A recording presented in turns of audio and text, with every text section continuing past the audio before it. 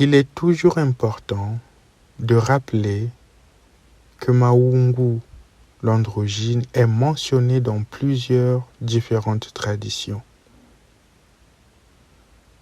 En Grèce antique, par exemple, Platon, un philosophe populaire, le mentionne dans son texte, Le Banquet. Il parle des androgynes vivant sur la terre qui, selon lui, étaient dotés de grands pouvoirs que même les autres divinités de l'Olympe redoutaient.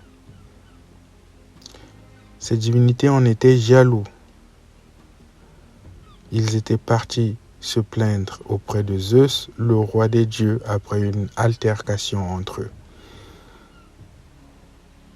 Zeus chercha un moyen d'affaiblir les pouvoirs des androgynes afin que ces derniers ne fassent plus ombre aux autres divinités, mais sans les détruire. C'est alors que, selon Platon, Zeus se décida de les scinder en deux, de les diviser. Ainsi, séparer les androgynes en deux entités différentes, une femme et un homme, était le seul moyen que Zeus trouva pour diminuer les pouvoirs de l'androgyne. Ensuite, Platon se contentera d'expliquer les implications sociales de cette séparation, de cette scission. Il parlera des âmes sœurs qui se cherchent dans le monde depuis ces temps.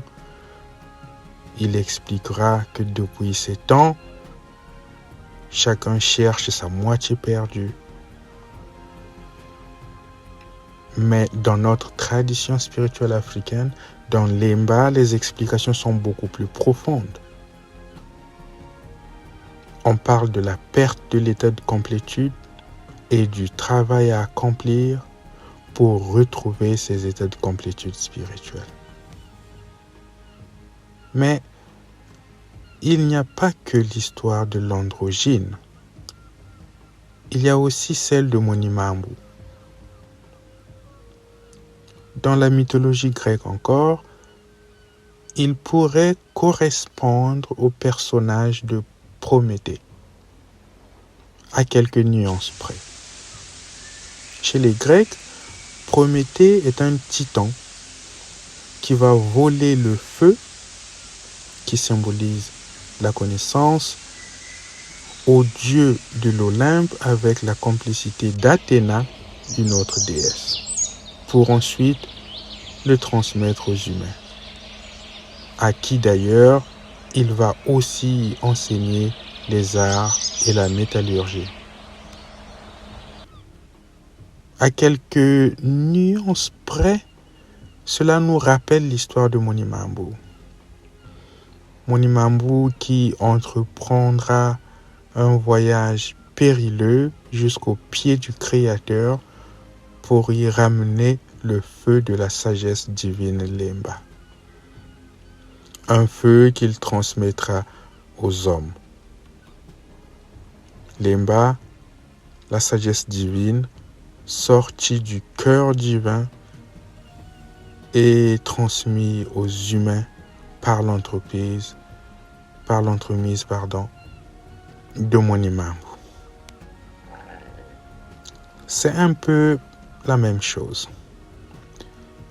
Mais comment savoir tout cela si l'on ignore sa propre tradition? Comment réussir à faire ces connexions entre différentes cultures si l'on a abandonné, si l'on a déserté, si l'on a négligé sa propre tradition? En effet, celui qui s'initie à la sagesse primordiale africaine retourne à la source de la civilisation humaine. Tous ceux, hommes et femmes, qui ont pris conscience de la valeur inestimable des traditions spirituelles africaines et qui se mettent à s'initier, à les revitaliser, ont la grâce, la chance d'accéder à la source des phénomènes sociaux qui ont traversé la civilisation humaine.